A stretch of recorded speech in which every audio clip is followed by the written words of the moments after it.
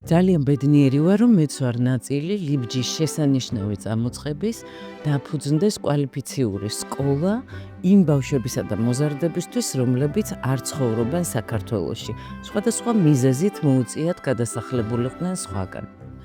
ჩემი პირადი როლი ამ სკოლაში იქნება ის ინტერაქტიული, არა ლექციის სახით, არამედ კონტაქტური, სადაც ჩვენ ერთად გამოვიკვლევთ, როგორ ყალიბდება იდენტობა, როდესაც გასულები ვართ ქვეყნიდან. თვითონაც მაქვს საზღვარგარეთ ცხოვრების გამოცდილება, ჩემი შვილებიც კარგ ხანს იზრდებოდნენ სამშობლოს გარეთ და მოდი ერთად დავაკვირდეთ, როგორი წარმოსახვა, როგორი სამშობლოს ხატი ყალიბდება შორი მანძილიდან.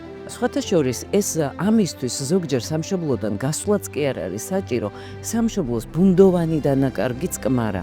მაგალითად საბჭოთა კავშირის დროს, როდესაც სამშობლო თან გქონდა და თან არა და ვიყავით დიდი ქვეყნის ნაწილი, ადამიანებს საკუთარი სამშობლოს შესახებ წარმოდგენები გქონდა ისტორიული მითებიდან, ლეგენდებიდან, მაგრამ დაკარგული გქონდა ის განცდა სინამდვილეში რას ნიშნავდა ქართველი.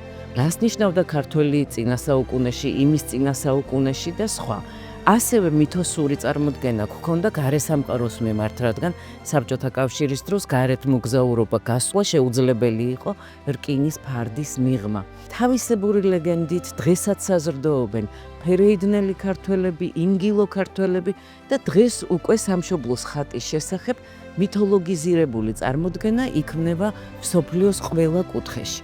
იმედი მაქვს, რომ ჩვენი ჯგუფი იქნება ძალიან შერეული მსოფლიოს ყველა სხვადასხვა ქალაქიდან და თვალი მივადევნოთ ჩვენს საკუთარ ზღაპარს სამშობლოს შესახებ ერთად.